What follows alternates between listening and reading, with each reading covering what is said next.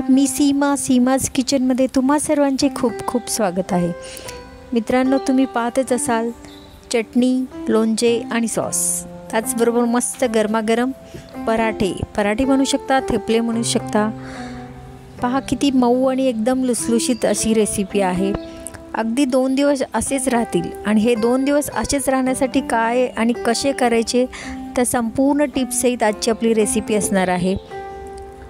चला तर मग आपण आपल्या रेसिपीला काय काय लागणार आहे, त्याचबरोबर आजचे हे जे थेपले आहेत ते आपण मेथीच्या भाजीपासून बनवलेले आहेत आणि हे थेपले प्रवासामध्ये नेण्यासाठी अगदी उत्तम अशी रेसिपी आहे।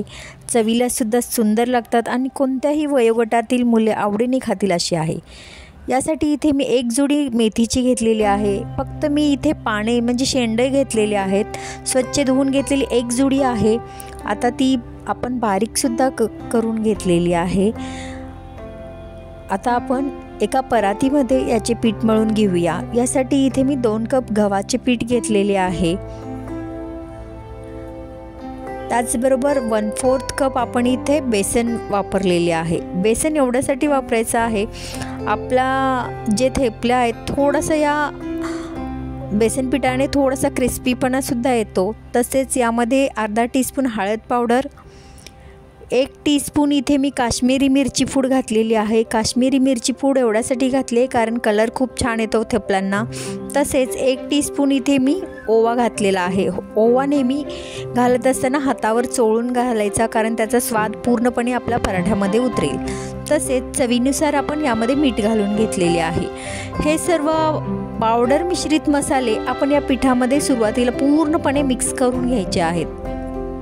हे मिक्स करून झाल्यानंतर आता आपण यामध्ये इथे मी अद्रक, लसूण आणि मिरची यांचे वाटण करून घेतलेले आहे। मिरच्या मी 7 ते 8 आहेत, कोथिंबीर आहे, 1 इंच अद्रकचा तुकडा आहे आणि 8 ते 9 लसणाच्या पाकळ्या आहेत। हे सर्व आपण बारीक वाटण करून घेतलेले आहेत, ते घेतलेले आहे 2 टेबलस्पून। तसेच आपण ही बारीक चिरलेली मेथी या पिठामध्येच घालून घेऊया आणि ही मेथी आणि जे मिरची आणि अद्रकचे वाटण आहे ते असंच आपण चोळून पिठाला सुरुवातीला घ्यायचं आहे। पटकन पाणी घालायचं नाही आहे कारण हे सर्व जे मसाले आहेत आणि कापलेली मेथी जी आहे ती मेथीच्या रसामध्येच पूर्णपणे हे पीठ मिक्स झाले पाहिजे। अशा पद्धतीने आपण मिक्स करून घेऊया आणि हे मिक्स एवढ्यासाठी करायचं आहे कारण याच्यानुसार आपल्याला पाणी किती लागेल पीठ मळत असताना याचासुद्धा अंदाज येतो, म्हणून आपण असं सुरुवातीला सर्व मिक्स करून घ्यायचं आहे।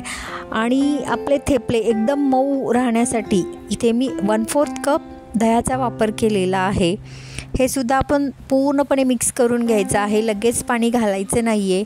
आणि इथे एक टीप तुम्हाला सांगावीशी वाटते, कोणत्याही प्रकारची पालेभाजी सुरुवातीलाच कापून घ्यायची नाही आहे, ती धुवून घ्यायची आहे, त्यानंतर कापायची आहे। कापल्यानंतर कधीही पालेभाजी धुवायची नाही कारण त्यातील जे जीवनसत्व आहेत ते पूर्णपणे पाण्याद्वारे निघून जातात, म्हणून स्वच्छ करून पहिल्यांदा धुवून मगच कापायची आहे। आता आपण अंदाजानुसार पाणी घालायचे आहे, थोडे थोडे करतच पाणी आपल्याला म्हणजे पीठ घट्टसर मळायचं आहे, जास्त पातळसर आपल्याला पीठ मळायचे नाही आहे। इथे यामध्येच अजून थेपले सुंदर दिसण्यासाठी 1 ते 2 टेबलस्पून इथे तिळाचा वापर केला तरीसुद्धा चालतो। थेपले खूपच सुंदर दिसायला दिसतात तयार झाल्यानंतर। पहा, एकदम थोडे थोडे पाणी वापरून आपल्याला अशा पद्धतीने घट्ट पीठ मळून घ्यायचे आहे आणि 10 ते 15 मिनिट आपल्याला असंच झाकून ठेवायचं आहे, म्हणजे पीठ छान मुरले जाईल आणि मसाले एकमेकात मिक्स झाल्यानंतर थेपल्यांची चवसुद्धा खूप छान येईल। पहा, आपले पीठ तयार झालेले आहे। आपण थोडेसे याच्यामध्ये तेल घालून म्हणजे पिठाला तेल लावून आपण हे पीठ 10 ते 15 मिनिट मुरण्यासाठी ठेवून देऊया। बरेच जण मेथीची भाजी एक म्हणजे पाण्याला उकळी एक काढून त्यामध्ये टाकून सुद्धा मिक्सरवर बारीकसुद्धा करतात, पण त्याच्याऐवजी असेच डायरेक्ट जर पिठामध्ये आपण कापून टाकले तर अजून सुंदर चव येते थेपल्यांना। 15 मिनिट झालेत, पीठसुद्धा छान मुरलेले आहे। इथे मी तूप घेतलेले आहे। याचे छोटे छोटे सुरुवातीला आपण गोळे करून घेऊया। एकाच आकारातील आपण थेपले बनवूया। तुम्हाला हव्या त्या आकारात करू शकता। इवन हे बघा, मी आता ह्याचे छोटे छोटे गोळे करून घेतलेले आहेत। आता आपण लाटून घेऊया। या थेपल्यांना जर तुम्हाला पदर करायचे असतील, म्हणजे चपातीला जसे आपले पदर असतात त्याच पद्धतीने जर थेपल्यांना सुद्धा पदर हवे असतील तर तुम्ही एक मोठी लाटी लाटून घ्यायची आहे।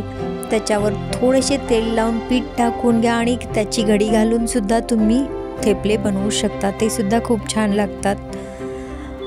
मी घातलेली नाही आहे घडी वगैरे, मला असेच बनवायचे आहेत। तवा तापलेला आहे। आपण तूप लावून अशा पद्धतीने एक एक करत सर्व थेपले करून घेऊया। हे थेपले प्रवासामध्ये नेण्यासाठी अगदी उत्तम अशी रेसिपी आहे आणि पोटभरीची रेसिपी आहे। यासोबत तुम्ही शेंगदाण्याची चटणी, लोणचे काहीही खाऊ शकता किंवा फक्त दह्याबरोबर सुद्धा हे थेपले खूप चवीला छान लागतात। किंवा मुलांच्या टिफिनला सुद्धा देऊ शकता, नाश्त्याला सुद्धा करू शकता। पीठ मळून ठेवा रात्रीचे आणि सकाळी सकाळी मुलांना टिफिनला गरम गरम थेपले तयार करून देऊ शकता। चला तर मग आजची माझी रेसिपी तुम्हाला नक्की आवडली असेल तर व्हिडिओला लाईक करायला विसरू नका।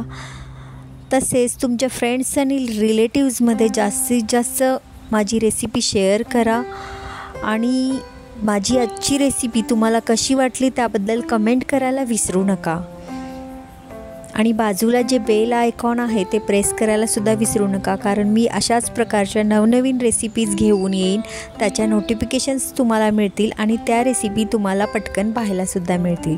तसेच माझ्या चॅनेलवर नवीन असाल तर चॅनेलला सबस्क्राईब करायला विसरू नका, कारण सबस्क्रिप्शन फ्री आहे। पहा, अशा पद्धतीने आपण संपूर्ण थेपले करून घेऊयात। तसेच आपण पुन्हा भेटूया अशाच एखाद्या नवीन रेसिपीसोबत। तोपर्यंत स्वस्त खा, मस्त राहा, नेहमीच आनंदी राहा। रेसिपी पाहिल्याबद्दल तुमचे मनापासून आभार, धन्यवाद।